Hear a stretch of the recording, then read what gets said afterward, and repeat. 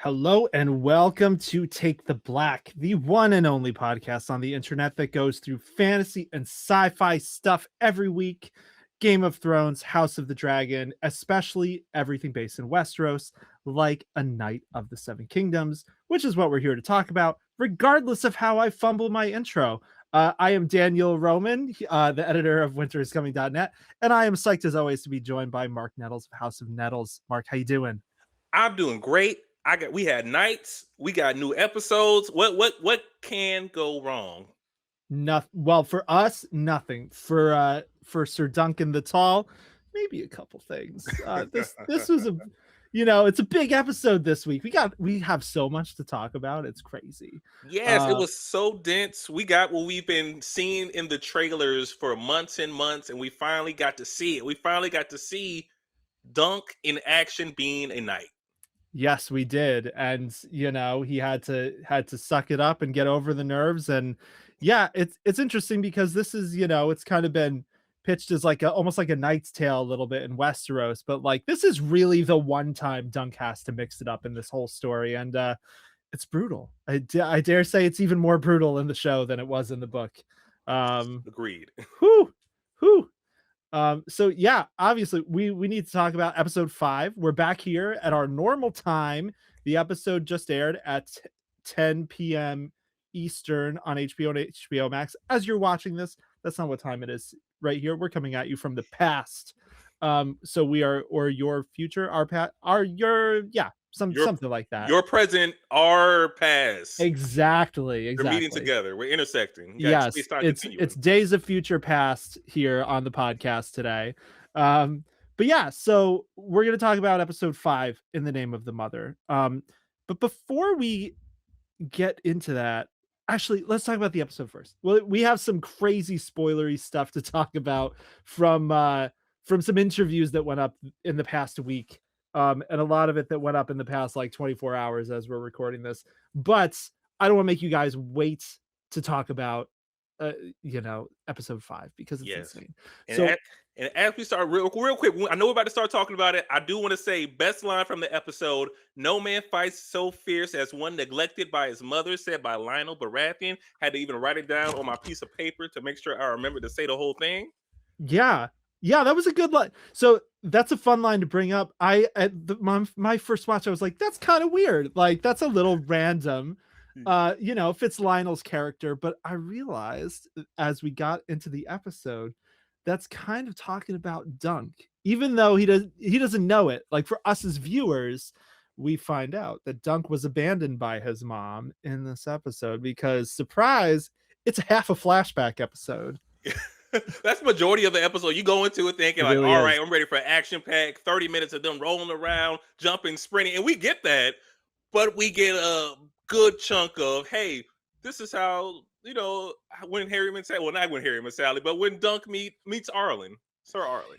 Yeah, totally. So let's talk about that. So the opening of this episode opens obviously with the start of the trial, the whole joust bit of the trial. Dunk gets knocked out. All of that is taken pretty much directly from the novella, like down to like some of the staging. Like I'm a sucker for like a choreographed fight scene that pulls bits from a book.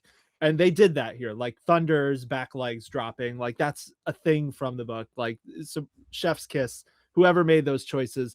But 4 minutes into this episode, Dunk loses consciousness, and then we are off on a 19-minute flashback. Uh, Yes. How did you do you want to talk about the opening scene at all? And then how did you feel about that as a thing? Yeah, I mean, we open up. We got, I'm assuming, a teenage Dunk on a battlefield, a former battlefield right outside of King's Landing, and we see Yeah. his friend Rafe, who I think only gets a mention in the second novella, The Sworn Sword. Oh, good catch. Good catch. Yes, so it's just a quick mention of their character. We really don't know. I don't think we even know their fate from the book. Yeah, I don't think But so. we get them fleshed out, and it's in the book. I think it's assumed that Rafe is. You think it's a boy the way they describe them, but Yeah. as we learn in the show canon, Rafe is a girl that he liked, the girl who they grew up with, and we see them on that battlefield, uh, trying to collect things from the deceased soldiers so they can sell to get a little bit of money because they are broke and poor. Yep. Yes, yes. Yeah, trying to get out of King's Landing. So yeah, so Rafe in this, played by Dune Prophecy star Chloe Leah. Um, yeah, so I've seen the episode a couple times now, and there's some details I missed about that whole battlefield that are it kind of makes it almost more important.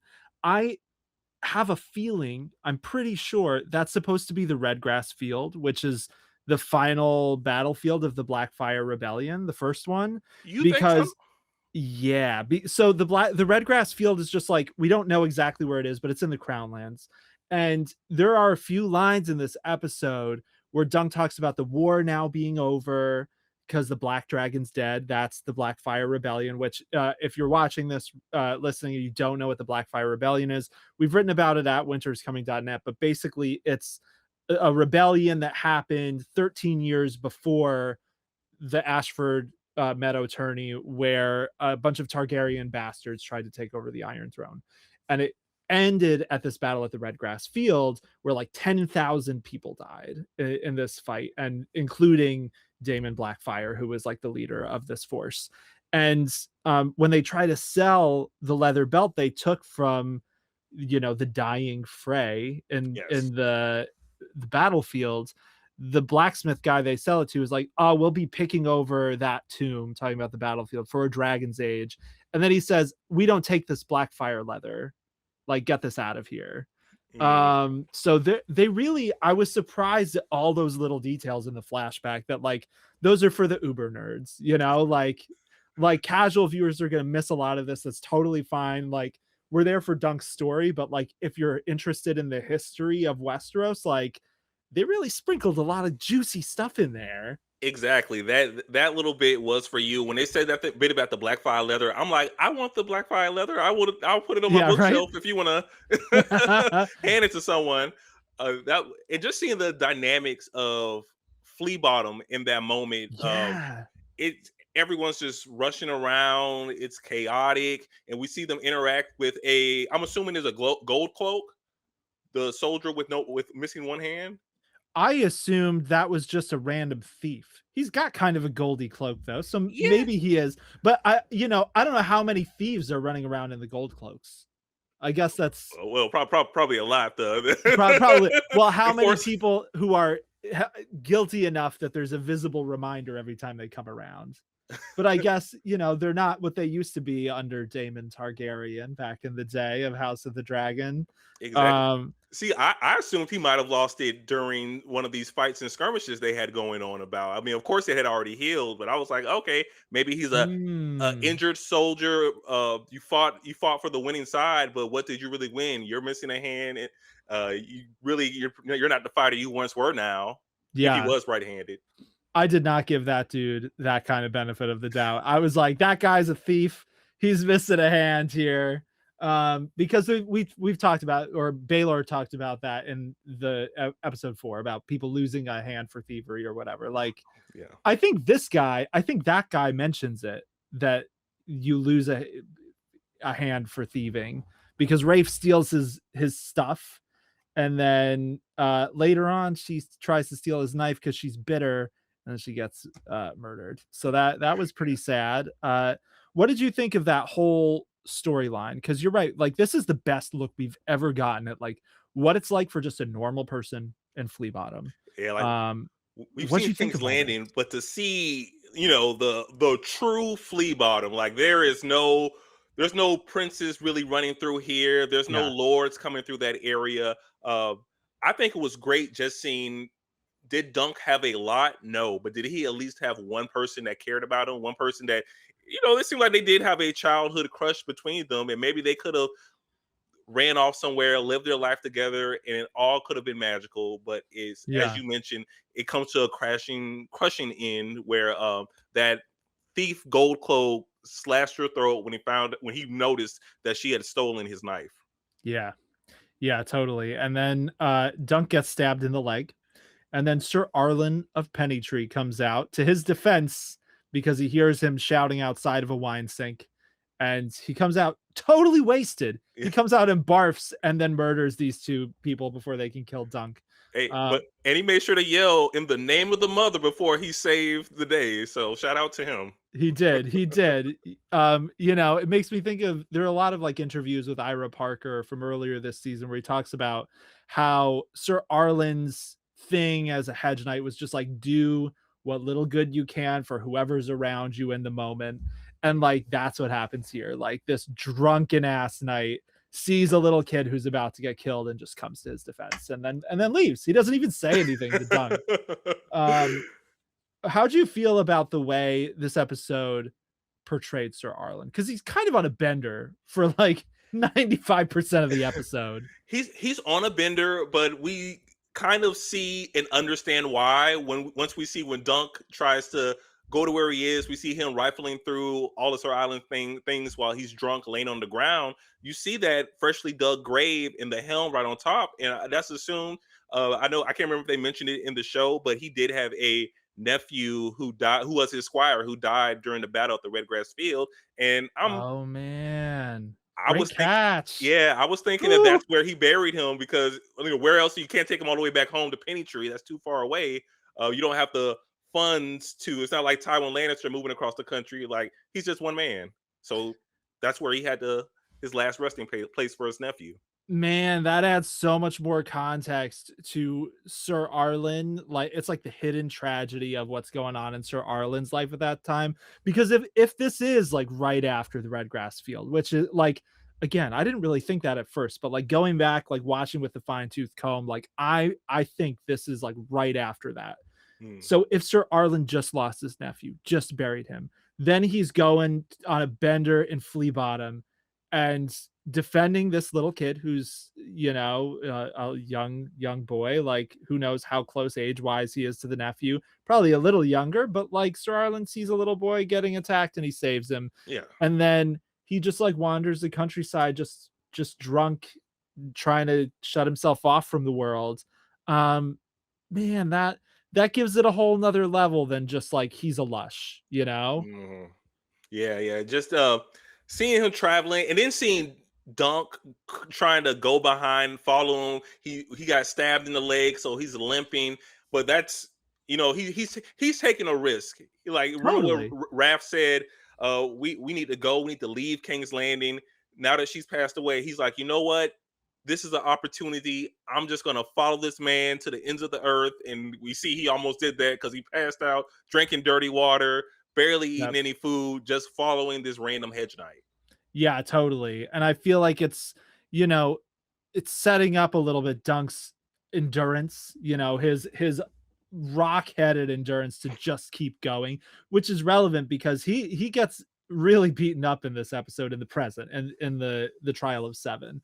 So here we see him even as a young kid who's just like determined and he's just going to do the thing, even if that means walking halfway across the crown lands with a wounded leg and nothing to eat. And then Sir Arlen, after taking a nap on his own knife, I thought that was a funny. So he wakes up, he's like, ugh, like not even like shocked, just like, damn it, really?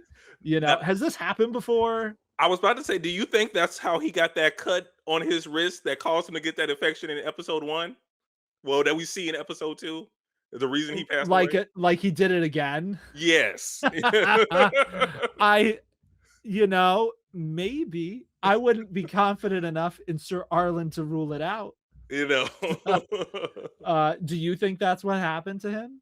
I think he's gotten a little reckless, and I think they tried to indicate that a little bit in this episode by saying like, "Ah, I fell asleep with my knife," and that not that night, but maybe prior to we seeing Sir Arlen in all his glory, maybe he cut himself again in his sleep, and he just Yeah. didn't try to heal it. And you don't try to clean a wound; Yep. it's gonna get infected. Yeah, I mean, the life of a hedge knight is not glamorous and cleanly. Like we see that with Sir Arlen, we saw it with Dunk. Mhm. But yeah, so that flashback sequence, I won't lie, the thing it kind of reminded me of because they did it so early, like 4 minutes in, and then boom, you're watching a flashback for Yeah. 20 minutes for like again, like more than half the episode is this flashback. It reminded me of like Tyrion and Jamie and Lannister in the Mountain and the Viper episode, because like that battle between Oberyn Martell and the Mountain was like a thing fans had been like looking forward to for years. So we finally got to that episode, and then it's like, oh, here it comes at the very end. And there's like a 10-minute conversation between Tyrion and Jaime about their like mentally challenged cousin killing beetles. And I remember being like, am I being punked right now? Is it even in this episode? And like, there's thematic resonance to that conversation, whatever, just like there is with this flashback. But this is the first time in a while with this franchise I had that same feeling of like, I thought this was going to be a battle episode. Am I getting punked? So like, I like it. I do like the flashback, and especially having watched it more than once. Yeah. Did this work for you? Like, what did you think of this? I was surprised the first time I saw it, but it worked for me because, like you said, I've watched it multiple times now.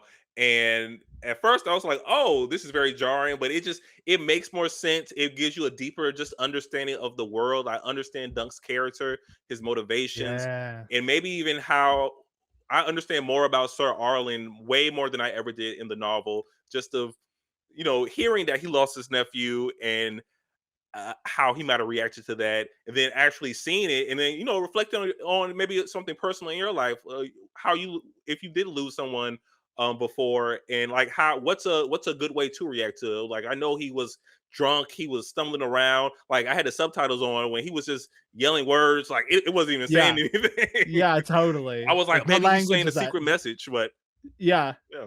So Yeah. it definitely worked for me, and just adding another layer to some of our main characters. Yeah, I agree with that. And like Sir Arlen, he's kind of been one of the pleasant surprises of this adaptation, because like he's really, we never see him when he's alive in the book. Like Dunk, we see Dunk recalling what he was like, but that's different. I like that the show kind of has kept this where Dunk talks about Sir Arlen, then we see Sir Arlen. It's like he's not quite the way you're describing him, this dude. But he was that for Dunk, because Dunk, we see now, Dunk had nothing. He had one person, and that person got killed. And then he followed the next person who saved him. And like Sir Arlen took him in, treated him, like a squire, and like he mentored him. And yeah, it's good stuff. I really like the flashback. I feel like it adds so much to this world and this time period of Westeros. And it's, again, I like that the things that they're expanding that weren't in the book are all things that are like relevant to this story, instead of like the House of the Dragon route of like, let's tie things back to Game of Thrones as much as we can with some of the things they add. Like Mhm. I like that this is just like, let's dig deeper into who Dunk is as a person. Really Yes, worked. yes, that great. Like kudos. I never thought I would like flashbacks so much until watching A Night of the Seven Kingdoms. So they got me. I'm on a flashback hook. You got a flashback. I'm willing to see what happens. Yeah, yeah. I mean, this is like probably the longest flashback in the franchise's history, because like Game of Thrones didn't really use them. There was that one with Maggie the Frog in season 5, I think. That was really like the main flashback of Game of Thrones. House of the Dragon didn't really have them aside from like dream sequences and stuff.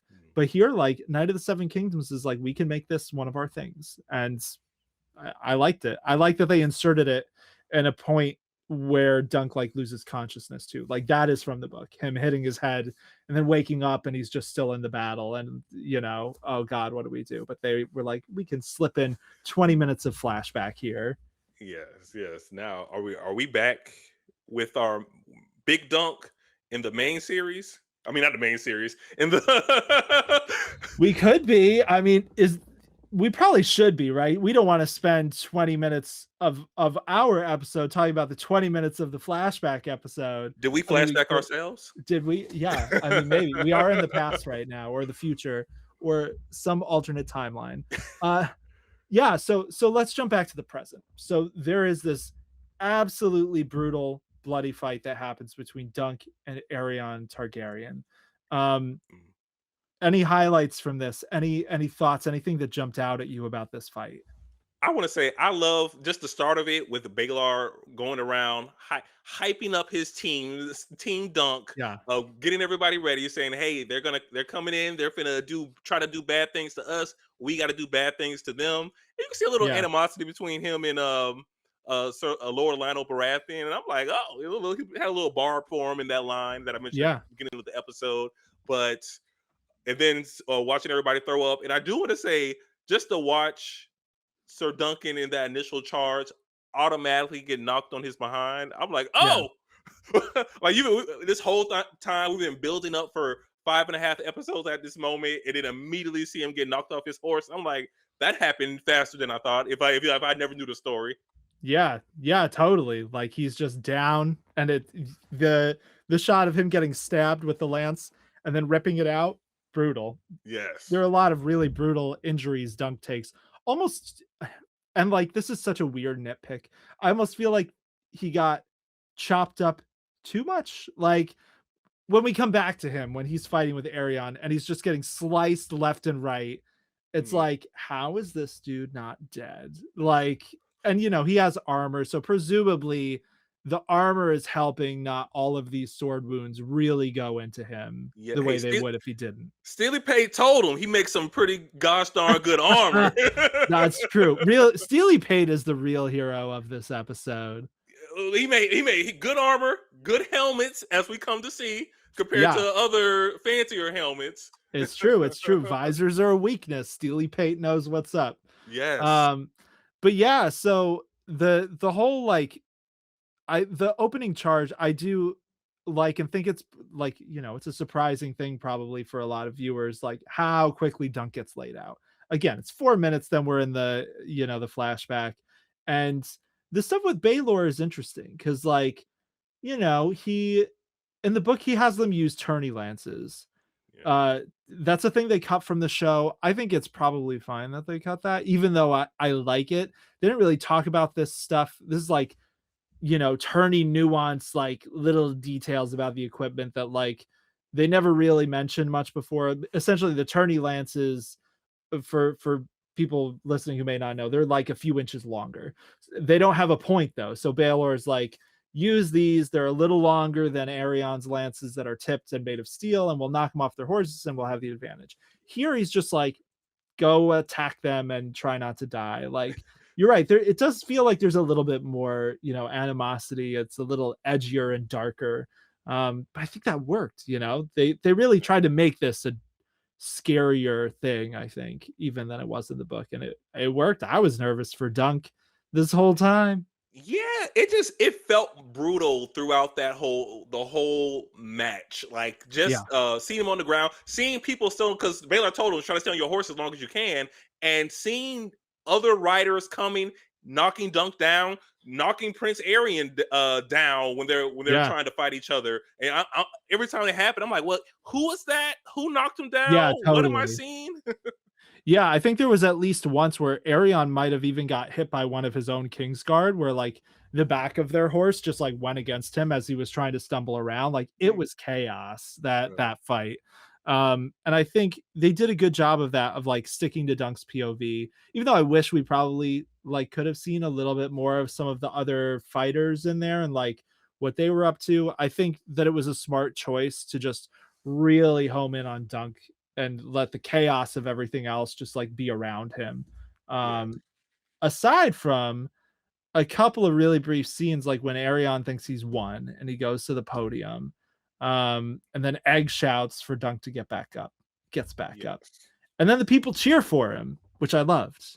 Yeah, you get just seeing the differences in the crowds, like all the small folk. I'm pointing to them like they're behind me. They're all cheering for Dunk. They're all rooting for him. They're like, oh my, he is the people's champion. And to if I was in Prince Arian's shoes, like I remember a long time ago playing college football, having the crowd cheer against you. Doesn't feel good, but it motivates you. But to see Yeah, like the people you thought would be on your side, like they're just raucous. And then to see the lords and ladies, like they're just up there quiet. They're not cheering for anyone, just trying to yeah, stay.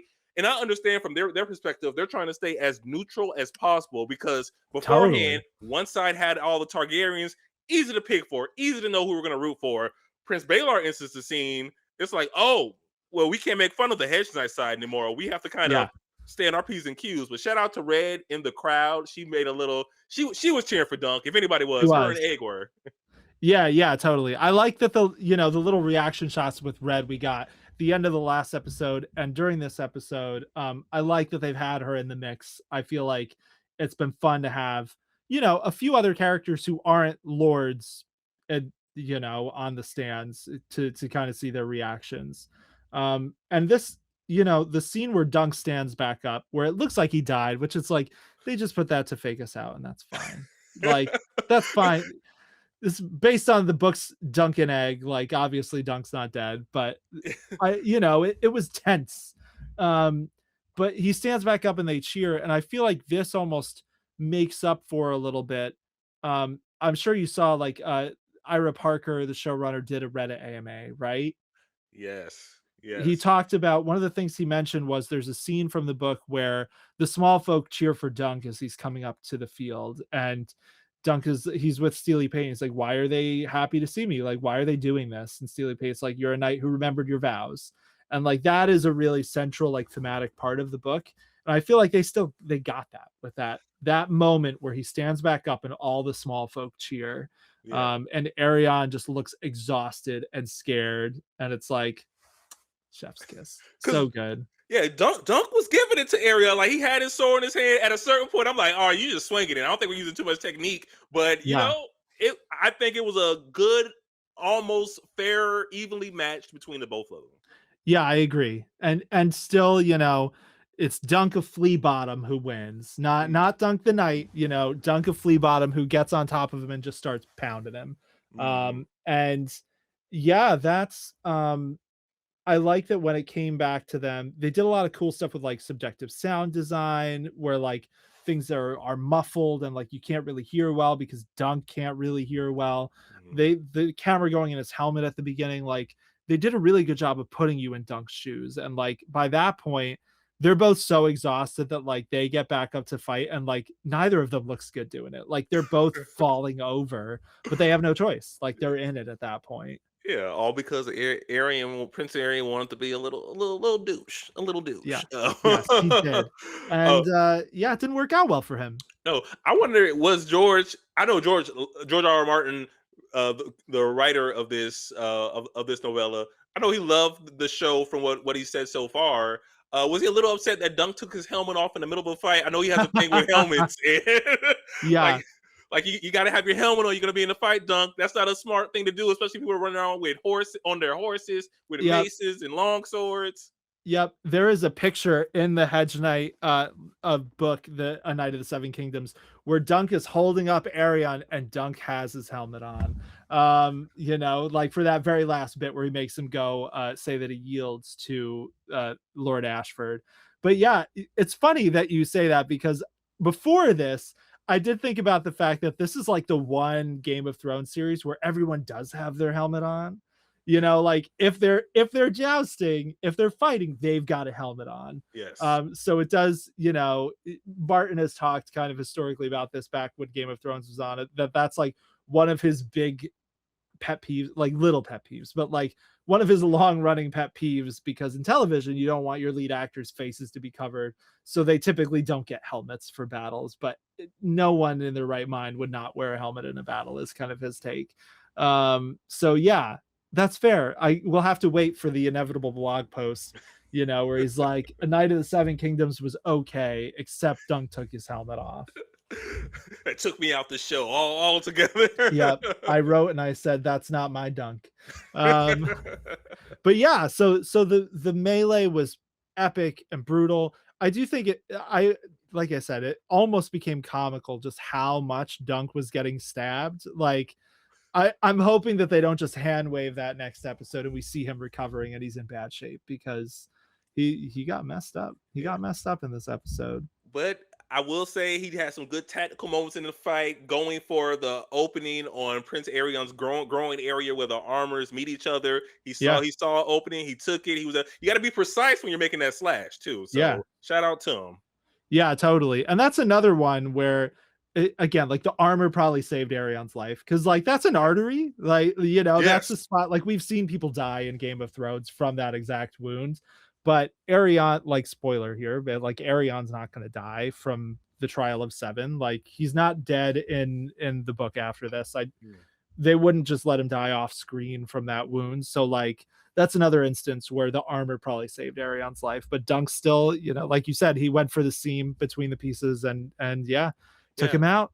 And I want to say when that happens in the background, we see Prince Makar fighting Yes. Prince Baylor, and Makar goes a little crazy because his son just got stabbed across his leg, and he, hits his brother and does his best to make it over there where they're fighting. Yeah, totally. That reaction shot of Makar is one of the few times we really skip out of Dunk's POV to another fighter. Mhm. And yeah, I love that where, we've seen Makar just be disgusted and annoyed with Arion just over and over in this show because Arion is being a loathsome jerk. And Makar, like, he sees through it. He's just like, I can see that you are being an ass. But here Arion gets wounded. It's not looking good for him. And then Makar's like, my son. And he's trying to get to him and he's getting held back and stuff. Like, I Yeah. felt for Makar in that moment. Like, he is a victim of all this as much as anyone, even though he accidentally, dings Baylor a little harder than he meant to. And that leads to some tragedy. He's a tragic character here. Yeah, yeah. History was made on this battlefield, and probably not the way everyone thought it was going to be made. Yep. Yeah, because I think right after that, at the end of the fight, Dunk won. He's getting carried off the field by Steely Pate and Raymond Fossaway, and they Yep. go sit him down. They're like, "Man, he's not looking good." As soon as they say, "Why don't we pour some boiling oil into that big Yeah. wound?" We hear, Baylor's like, don't do that. "No, that is not what you do. That is not what Masons do. You boil some wine, and we can clean that wound out." Yeah. But then, Baylor asked for help with his helmet. This is kind of the big shocker ending of the episode. He asked for help with his helmet because Makar hit it a little harder than he meant to. And he's like, Makar always was strong. And Dunk's like, I'm your man. And he's like, the kingdom needs, the realm needs good men. And then his helmet comes off and part of his head comes off with it. Whoo. So obviously we both knew this was coming because we've read the book. How did you feel? Like, what was your reaction to watching this? And like knowing it's going to happen, I was really interested in how are they going to portray, because in the Yeah. books I always got the picture that we see a piece of his skull come out. They Yep. didn't do, I don't think they Something went that far. something gray came out. There's a line like that where it's like part of his brain came out. They didn't go that far. I No. was grateful, happy, I think. Yeah, I was like, that's okay.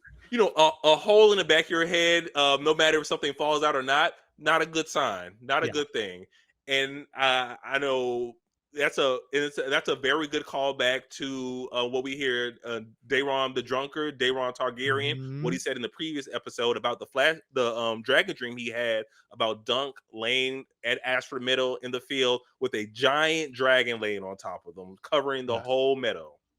Yeah, totally. And it was the giant dragon because Baylor was a titan among men, so to speak. Yes. Like he was the noble heir to the Iron Throne that, like, not to say that he was universally beloved because there was the Blackfyre Rebellion happened. There is some friction in the kingdom at this point Mm. between people who like the king and his heir and people who, maybe harbor some enmity toward Dorne because Daeron brought Dorne into the Seven Kingdoms.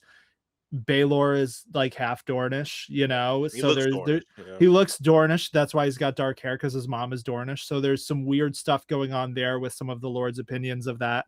But I think it's pretty much not super disputed that he's a well-equipped heir, like he's been training for it his whole life. He's even tempered. He's not remotely crazy or mad, he's a fair and a kind and considerate person. And then yeah, he goes down in this instant because he stood for a hedge knight and he got hit by his own brother, and the Seven Kingdoms will not be the same. No, no, the dragon, a dragon has fallen, and really, like, almost makes you think about everything that's happened up until this point. Just what you mentioned, like they're coming off this rebellion years ago. There's still tension. There's all these houses. It's probably one of the main reasons he came to this tourney. I mean, of course, it's a tournament, but Mhm. this is for the heir to the Iron Throne to be at a place like Ashford Meadow for a tourney. It does seem odd unto itself. but he was here. Um, it makes you think how is the realm going to react, what happens next, because we know, okay, his son is there, his son Yeah. is next in line, and you went from, oh man, it's great, my dad, he's going to go out there, be a hero, everything's going to be all right, so wow, I'm next in line. Like how does this affect all the major houses across Westeros and just the people in general? Yeah, totally. It's definitely a big question. And I don't know, you know, the thing about Dunk and Egg is that we may not get an immediate answer to that. Because these stories tend to stick so tightly to Dunk and Egg that obviously the finale, we can pretty much presume is going to mostly deal with the fallout of Baelor dying and what that means for the people at the tournament. I think what it means on the broader scale probably won't become clear until season 2 when, hopefully Dunk and Egg are traveling around a bit more. And yeah, it's definitely like you said, history was made at this tournament and not in a good way. And it's gonna haunt, people like Makar who did love his brother. Like that's part of what makes this so tragic because you have like the Game of Thrones deaths where like Robb Stark got outmaneuvered and it was a terrible coup and like all these things. Jon Snow got betrayed by the Night's Watch, but I can't remember the closest thing to Baelor to me is Ned, where like he was a good noble person. Cersei didn't want him to die. She Yeah, made the mistake of thinking her son was trustworthy enough to not do something stupid like actually order the execution, and instead he gets executed. And like Cersei messed up there, but like things went out of her control. It wasn't what she wanted. Kind of similar here, except even worse because it's a dude like Makar's a kinslayer. Like he accidentally killed his brother, and like that's gonna haunt him for the rest of his life. So yeah, heavy stuff. heavy stuff, heavy stuff. It kind of recolors the whole tourney. Where an episode ago, 2 episodes ago, Dunk was over here throwing up in the morning, trying to get ready to compete. Yeah. Now, a whole day later, he's the heir to the Iron Throne's dead. People are hurt and injured all around him. They lost already 2 men, make it 3 men on their side as a result of this tourney. So Yeah. yeah. Yeah, totally. So, this kind of gives us the range here where this show was really light, really fun to start off with. Like, it really reeled people in with the earnest, heartwarming, fun scenes with Dunk and Egg. And then here, like, it's like, oh, yeah, this is Game of Thrones. We can have shocker deaths. It can be, terrible and stun you just as much as the original series ever did. And I think it works. Like, I don't think it's too much of a tonal shift. Like, it feels like an appropriate amount of a tonal shift for what happened. But yeah, so overall, how are you feeling about this episode? This was an important one. You think they nailed it? I think they nailed it again. I think this trial by 7 was everything I wanted to see on the small screen. I understand, of course, action scenes. It's gonna take a small amount of time, so it was smart for them to have that in the episode. Yeah. Sorry about that. Somebody called me. Yeah, so That's right. it was smart for them to have that in the episode. But overall, great episode. I can't wait. I know we got to wait a whole year now. Gosh darn it! But I can't wait to see the fallout and to see more of these adventures with Duncan Egg. Yeah. I am glad that it's a yearly show. It's Yeah, nice that we only have to wait a year and we've got one more episode still, but um yeah, I mean, I agree. I think they nailed, what they needed to with this episode, and any, I think it's gonna age like wine a little bit here. The stuff like the flashback. I imagine that's gonna get a lot of people talking and a lot of people debating if they liked it or not. Um, hmm, but this is in the book. It's like eight to 10 pages, like with illustrations and stuff in there. It's not a long battle, and they spent you know 15 minutes or whatever on it. Like that's not that much shorter than something like the Battle of the Bastards. I think is like 20 something minutes.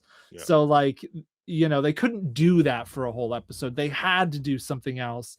But pacing wise, like this is the chunk that makes sense as a penultimate episode, like the trial, ending with Baelor's death. Like there's nothing else they could have ended this episode with, in my opinion. Like it had to be that. Yeah. So I do want to ask, when you were watching the episode for the first time, were you on the lookout, since you read the novella, for if we were going to see him get hit in the head? Because I know oh I yeah. was. Oh yeah, totally. Yeah. And then my second watch, I really tried to. It's hard to catch who's getting hit and where they're getting hit and stuff like that. Like you really do have to go through and like pause and like freeze frame stuff. But I did for sure. I was like, where's the hit for Baelor gonna happen? Like they've got to have it. They've got to have it in the background because it's a TV show. They can do that. Yes. Just have the one quick reaction shot and then we're back to the action, and it happens so fast you don't even think about it. So yeah, you were. Yes. Yeah. But yeah, so good stuff. In the Name of the Mother, penultimate episode. I can't wait to see what the chatter and the reaction is like to this, because there are a lot of people who haven't read these novellas. They're more obscure than A Song of Ice and Fire, and it's already been really fun to see like people reacting to Egg's identity and then Baelor taking Dunk's side. And now, this is the big twist. So Yes. you have anything else you want to talk about for this episode? Great episode. Nothing else. But I do want to say I am Team Blackfyre. So may the Blackfyres reign. So every time they mention him, I get a little happier. I'm like, yay, the true noble house of Westeros. But great episode. Nice. Yeah, I will say the Blackfyre Rebellion is one of those things where it's kind of been like not that important for any of the other Game of Thrones, the main Game of Thrones show, or like obviously hasn't happened yet by House of the Dragon. But like I like that they're building it in more into this, and they're starting to drop more hints in the Hedge Knight, because in the second and third novellas it's really relevant. So like, and it will plague these characters throughout their lives. Essentially, they're in the time period where the Blackfyre rebellions are a problem. So yeah, I agree with the I don't know if I'm Team Blackfyre. I mean, I don't know. Daemon Blackfyre and Bittersteel are pretty cool. Yeah, pretty cool. But I do get happy when they mention it. Yeah. Like I got really psyched when I went back and watched the flashback and was like, oh, there are a bunch of little tiny nods, like House Frey. The fact that there's a House Frey knight that Dunk and Rafe find, and I'm pretty sure they're who they take the Blackfyre stuff off of. It's like we had an idea that House Frey supported the Blackfyres from the Mystery Knight, which is the third book. But this is the first time we really got it confirmed that in the first Blackfyre Rebellion, the Freys fought for them. Because, they're the Freys. Of course, they're going to be opportunistic. Always pick the wrong side. Pretty much, yeah. But yeah, so great episode. There's a couple of other things we need to talk about here just briefly at the end, because as we're recording this, there have been a bunch of interesting little spoilery drops that are relevant to the book series from some of the actors on the show. So this is going to be book spoilers. It's not really going to spoil anything major for the television series that we know of right now, like the 3 books that George R. R. Martin has written. This is for later books. So have you seen any of Dexter Saul Ansel or Peter Claffey's interviews that have been going around in the past couple days? I have not. So this is all going to be new to me. So I think I'm learning with everyone else. Okay. All right. Well, let me lay these on you, because there are 3 we need to talk about. Okay. The first is that Dexter Saul Ansel says George R. R. Martin told him and Peter Claffey that Dunk survives Summerhall. Yeah, I don't think you're supposed to tell us that. I think we're supposed to. I don't think so. He says George R. R. Martin told them that Dunk survives. So Summerhall, if you're watching, listening, don't know what that is. That's the thing that prophecy Egg God is alluding to. We broke this down on Winter's Coming if you want to read about it. Essentially, Egg way later on will be king. He will want to bring dragons back, and he will accidentally burn his whole family alive in their summer palace, which was Summerhall. And it's a huge tragedy, and it shapes people like the Mad King, who is Egg's grandson. Um, it's been widely assumed that Egg dies there, obviously, and that Dunk would die with him. But Mm. yeah, the 11-year-old actor who plays Egg says he knows that Dunk survives. So what do you think of that? Now, did he say Dunk and Egg survived? Just Dunk. He said we don't know what Oh, happens to Egg, but we know that Dunk survives Summerhall. oh my goodness. So So is is it he just possible good? Dunk leaves and tries to make atonement for this tragedy that almost eliminated House Targaryen and so many others? And that's why we don't see him in the histories anymore because he just kind of vanishes?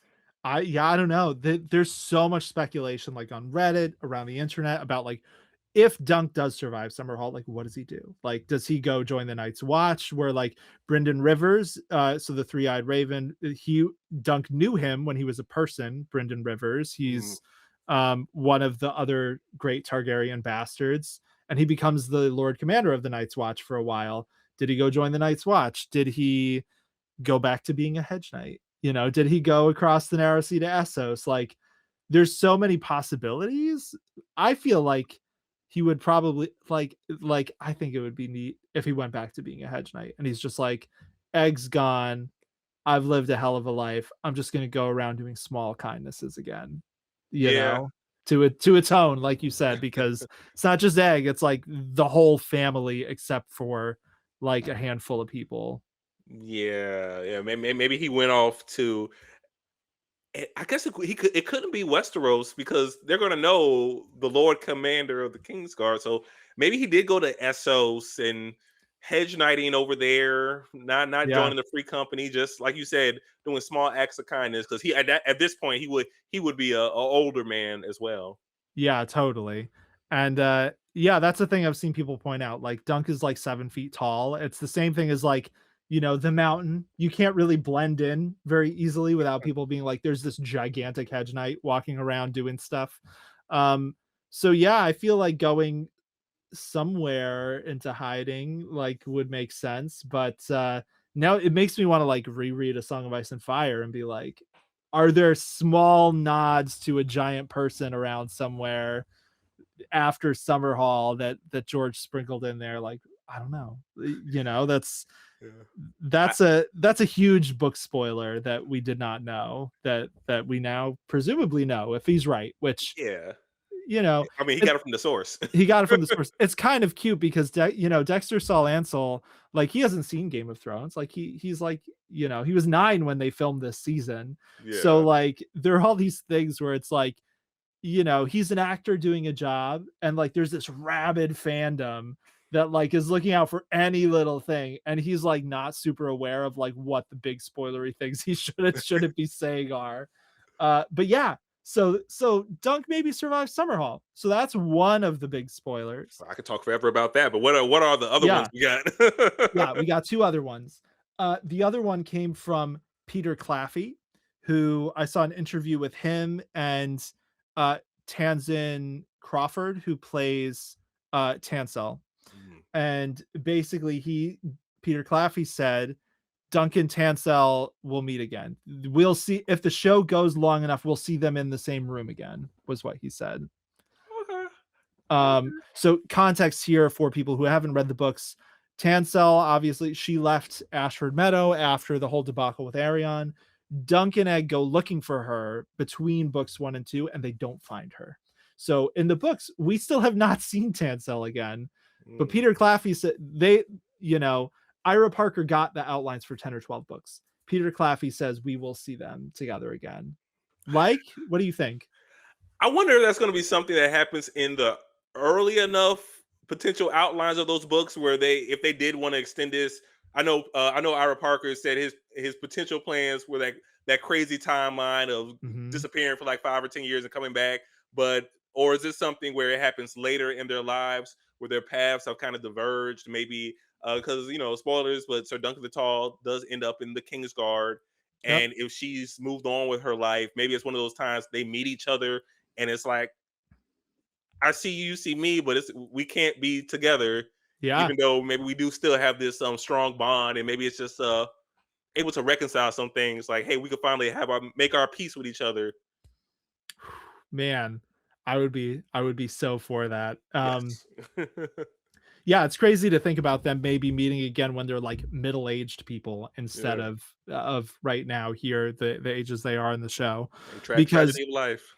yeah, and like we know that George R. R. Martin, there are two of these Duncan Egg stories he has on and off worked on for years that it sounds like he's been starting to tinker with them again recently from that Hollywood Reporter interview that took place in December.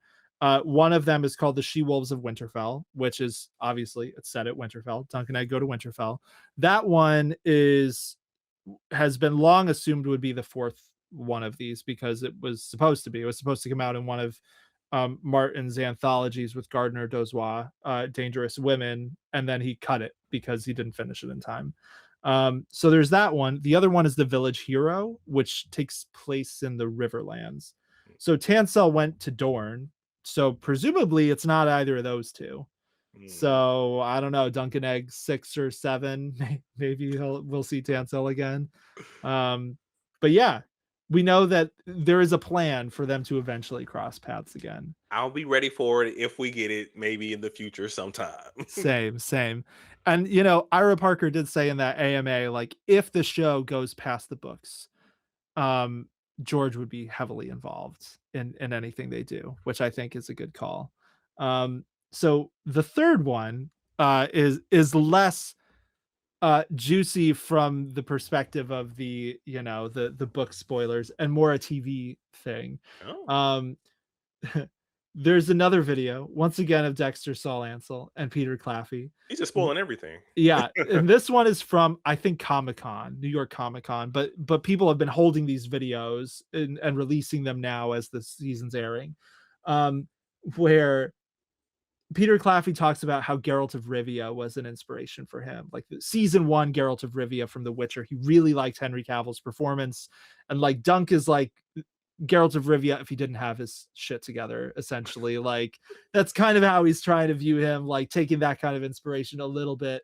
And Dexter Saul Ansel is like, "Do you think we can say the thing about Henry Cavill?" And Peter Claffey is like, "Wait, what?" And then he's like, "Oh no, don't say that." He's like, "Forget you heard that," he says to the press. So it's the theory that I've seen going around since that clip is that Henry Cavill might have a cameo in season 2 because Ira Parker has hinted we may get Blackfyre Rebellion flashbacks in that AMA. He said, "Stay Yeah. tuned" when someone asked. So I've seen someone speculated on Twitter today, Dragon Demands, that he would play Daemon Blackfyre in a flashback.